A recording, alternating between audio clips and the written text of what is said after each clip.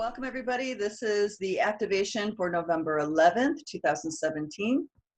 And today's topic is inner trust. How to relax into and be anchored into the inner trust, the trust of source within you.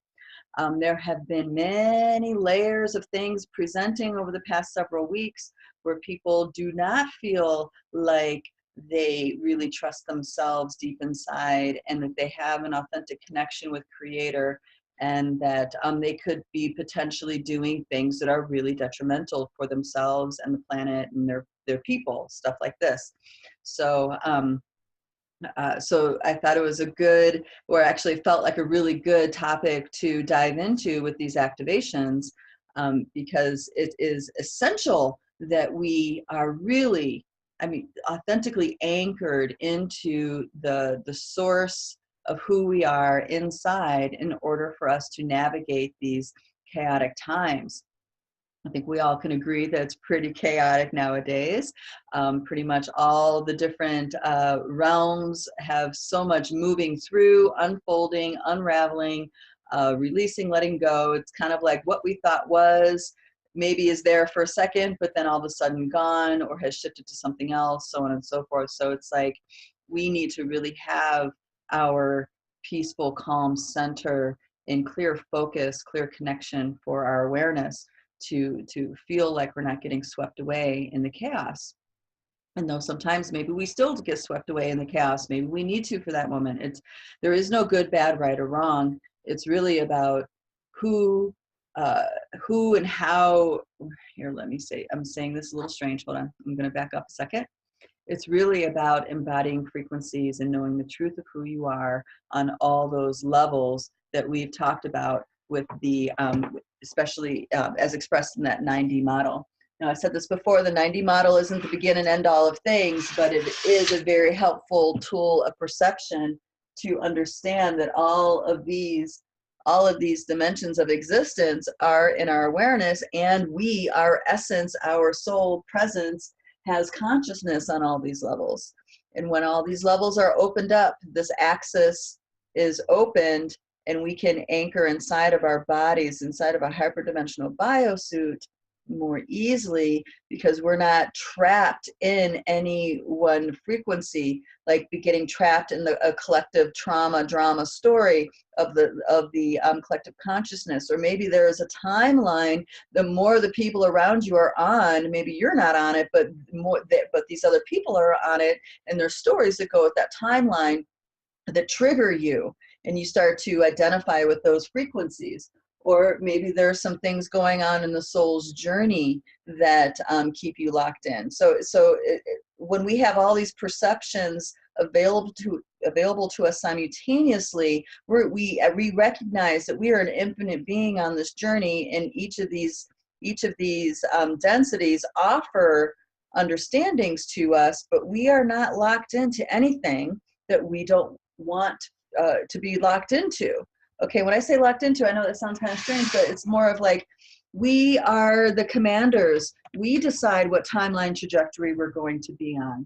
And maybe the timeline trajectory is not something that the mind, the person of who we think we are, maybe that's not what who we think we are wants. Some people would be like, well, why would you choose a timeline where you're not rich and have, everything at your access? And the response to that is that, you're creating by more than just your conscious mind. You are creating with your subconscious, your unconscious realms as well. So maybe it is in your soul's path to experience. It's more important for you to experience fulfillment rather than freedom with money. Okay, or whatever. I mean, this is a very broad topic, but we need to remember that we are more than who we think we are. There's a lot happening that we're not aware of inside of ourselves. Okay, hence the whole definition of what is subconscious, right? So So we need to step away from that need to qualify things as good or bad, right or wrong. And one of those big pieces that's connecting to the inner trust is that people fear that they are wrong. What they thought was God is not, or God, what they thought was creation essence was not. Okay, they are bad, they are this, they are that. Okay, so this is a deep, deep program that was implanted into humanity a long, long time ago, and as well as many other soul stories, soul groups that are now manifesting here on this planet. Okay, so so we're here today to really connect into that and start and deepen, not start, I mean deepen our yes to knowing the truth of who we are on all these levels, and then also really get the a big unwinding of these deep programs that are ingrained in our DNA frequency and also our soul's journey. So before I go any further, I want to make sure I say this to everybody that is listening to this recording and live. Please don't be driving. Please don't be operating heavy machinery when we actually go into the activation, because for you to get the most out of this activation process, you need to be relaxed, as in letting go of the body, and you need to be able to let yourself go into that altered state. And as we know, it's not safe to drive in an altered state, even though sometimes we get downloads and we have a little meditation oftentimes, when we're driving. In this case, I would suggest, I want to make sure that everybody stays safe, and that they are in an environment where they can just relax in the room. They won't be disturbed, because we do open up a lot of fields, and we go into an expansive place. And before we leave that expansive place within ourselves, we need to make sure we collect all of ourselves together. Before we leave that space and go into the world, we need to be recollected, centered back into ourselves, and claiming and having claimed our new frequencies that we're taking in, and claiming the body, and so on and so forth. So this is kind of like the new paradigm version of opening and closing sacred space, except we're using our power of claiming who we are, claiming our body, claiming our soul essence, and integrating to who we are. And then we're anchored like this. And when we're anchored and radiant, that's us being consolidated. That's, all the doorways are now closed. We are now here claiming the space. And this is now where we are in the timeline trajectory. Okay.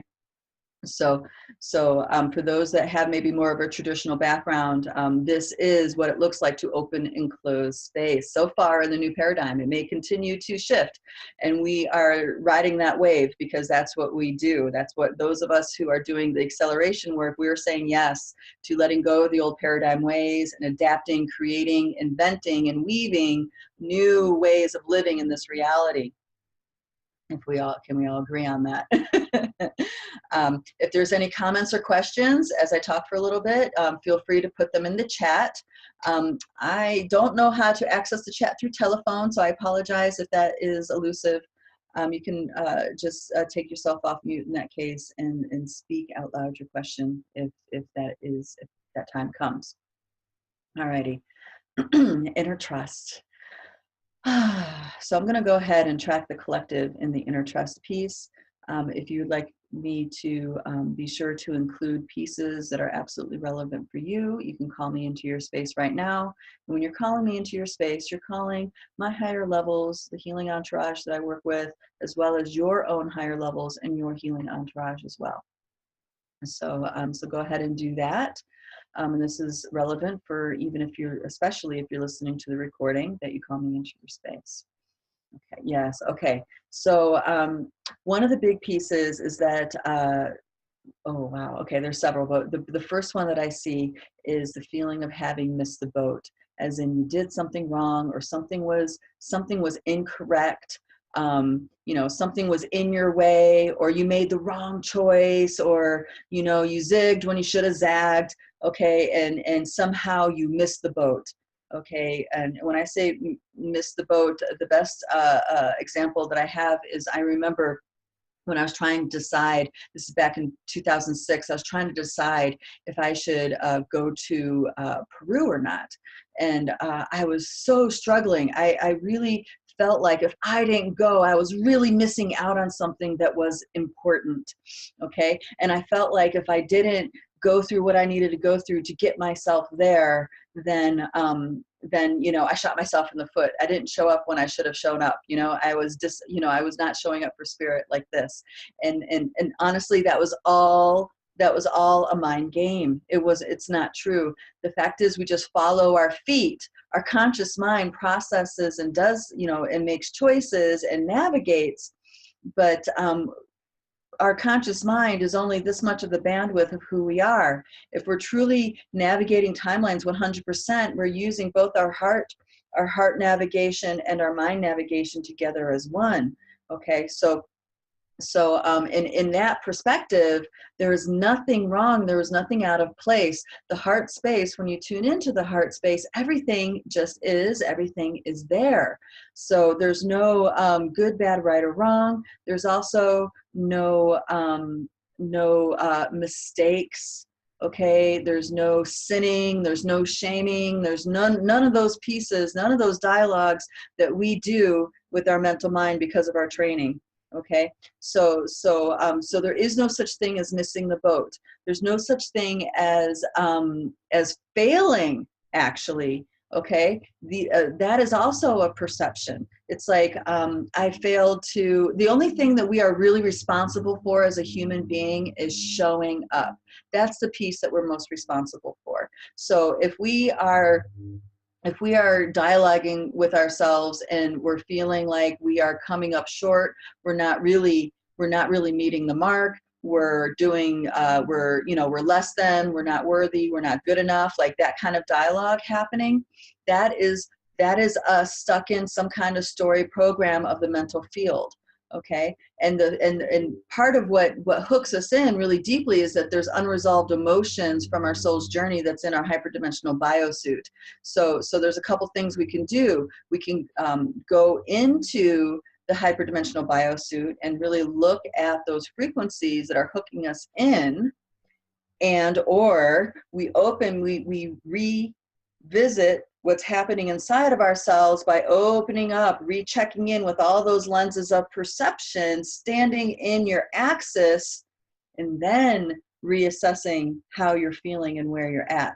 Because most often what happens is that we are not home for some reason, and someone else's energy is pushing in, someone else's projection of what they want us to do or what we should be doing is coming into our field, and then that presents itself as negative thinking or thoughts of how you're not doing what you should be doing. Okay, the should, right? So everything is unfolding perfectly, and we are often not connected with that perception because we're not in all the axis, all those lenses in the axis aren't open. We're not being present on all those levels. We're being very present in the 3D, 4D, 5D experience. Okay. But we need to just check ourselves, get behind the eyes, get in the center. And when you get into the center of who you are, you know you're there because there's like a gravitational pull that just keeps you, that kind of like just locks you in, so to speak. Okay. When I say lock in, I don't mean in a trapped way. I mean in a secure way, like it's not going to let go. You are there, right? It's like sitting back in a seat. Gravity is holding you there. Okay. Okay. So are there any, if there's any questions, like I said, about what I've said so far, please go ahead and enter things into the chat. If there's something that you want to make sure that I touch on that I'm not touching on yet, this is a great way to do that. Okay, so the other thing coming in is the shaming, self-shaming, but also shaming from other people. Being judged by others, like this. It's like when we are feeling intense emotions, there is especially the shaming frequency, there's a significant aspect of ourselves that does not want to experience that feeling. Okay, and so what happens is that frequency gets fired up in our bodies, and a big part of us checks out, does not present with that. Okay, so that means we're feeling the shaming, the negative dialogues going on, our our frequent or overall frequency in our hyperdimensional biosuit is getting thicker, thicker, thicker, thicker, thicker. When I say thicker, I mean more of your attention is on these slower moving wavelengths, such as these heavy frequencies, these heavy energies of shame, wrong, okay, feeling bad, all that stuff. Okay. And the more our awareness goes into those slower wavelengths, the more we are shutting off our awareness to those higher levels of who we are on that axis, those lenses in the axis, okay? And shaming, what I'm finding, is actually pretty easy to release, but we really need to have those lenses open. And then what we do is you meet that feeling of that awful feeling inside with the light of who you are. You feel it, taste it, know it. And I usually get a smell before I get anything else. You see it, taste it, know it, and then you bring the light of all that is into that moment where those two frequencies meet, where that light of all that is meets that frequency of shame. It's not pushing the shame away with the light frequency. It's with the intention of having that light frequency of creation go into the shame, go in it, till you can't go in it anymore. And then the current will start to move if it's not already moving, and then it can release and wash through us. Okay. We have a lot of when we are in a shaming moment, we seek reassurance from other people. We want advice. We want to share the situation so someone can give us, you know what I mean? So someone can give us another take on the situation, you know, which is all fine. It's all in the context of connection and relationship. But when it comes to really standing in your truth and connecting to your inner knowing, we cannot depend on another outside of us to confirm. Because there's very often times your knowing, your inner light is actually sending you in a direction where everybody else is going the opposite direction, okay? And you guys know that feeling when you're going this way and everybody's running as fast as they can that way. You're like, whoa, do they know something I don't? Right? Do they know something I don't? And the fact is, you know something that they don't.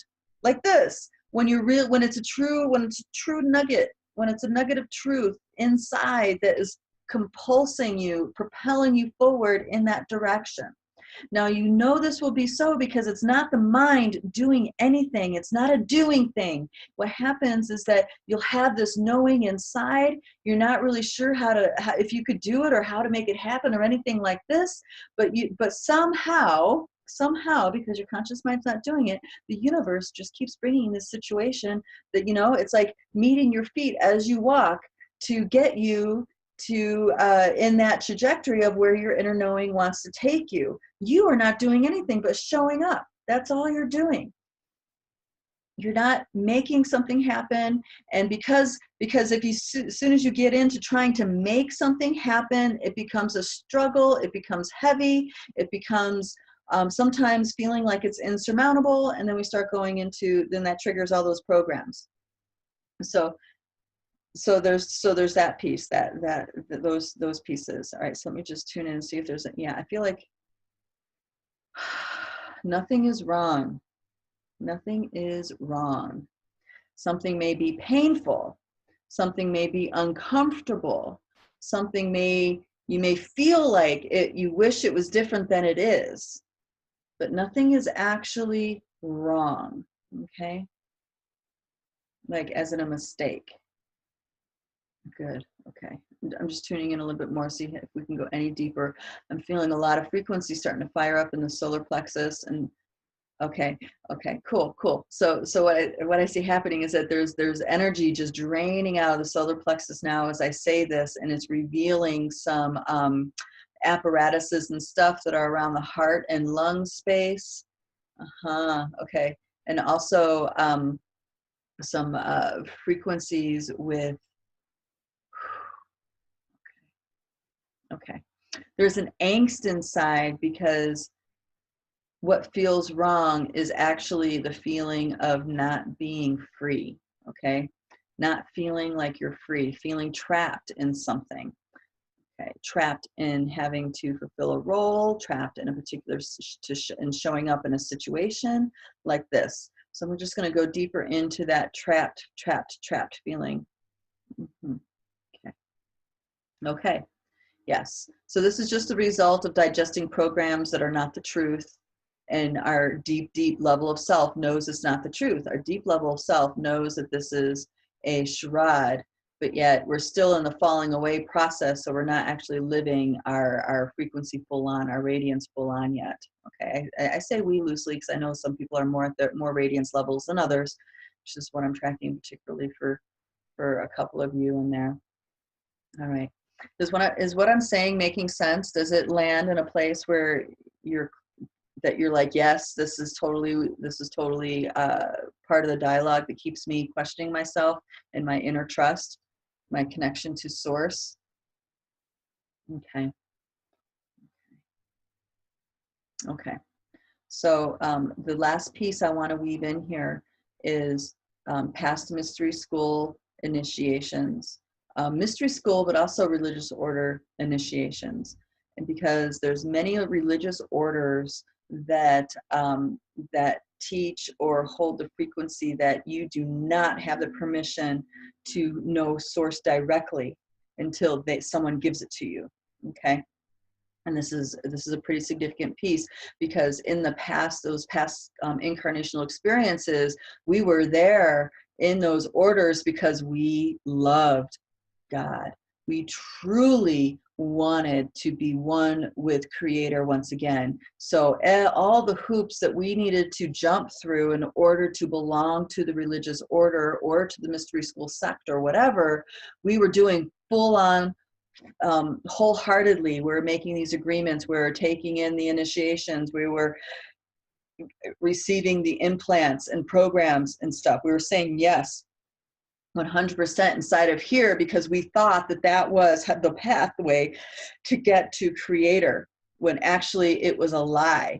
And we didn't find out till afterwards, or maybe even not afterwards, but so we have an opportunity to find out after we leave our hyperdimensional biosuit that the whole thing was a lie.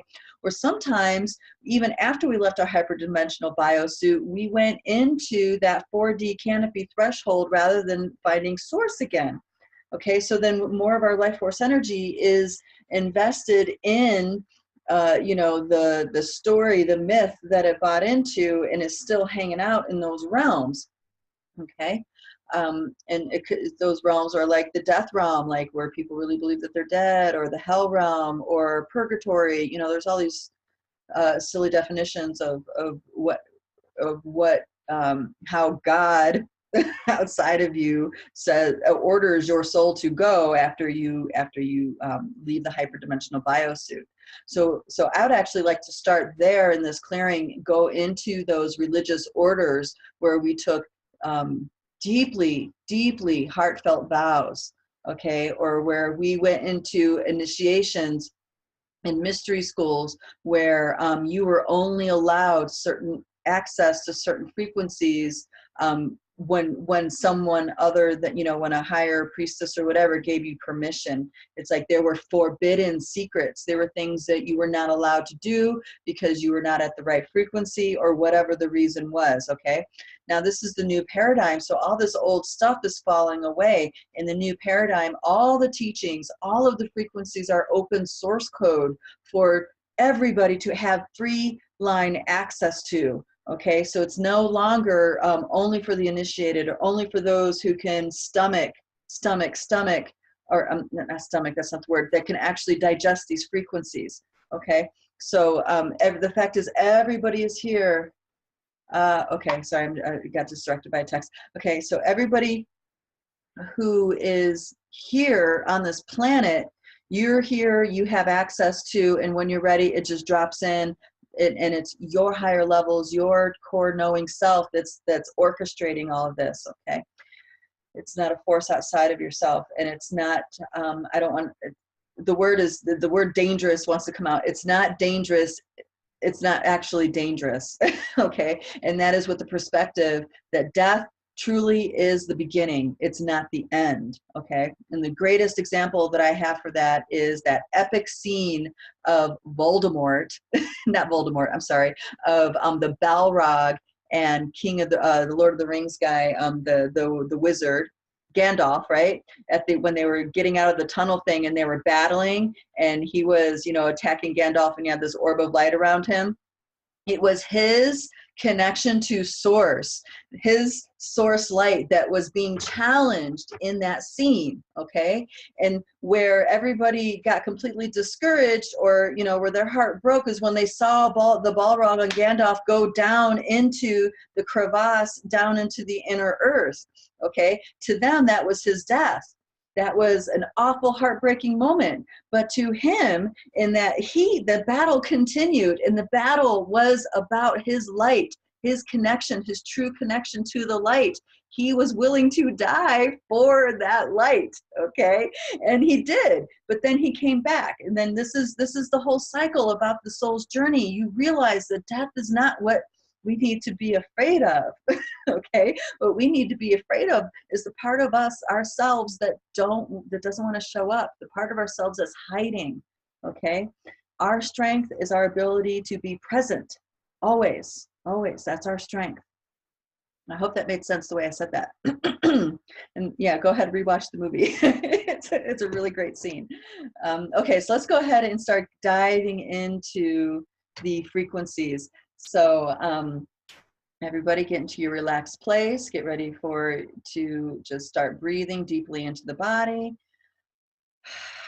Feel your lungs.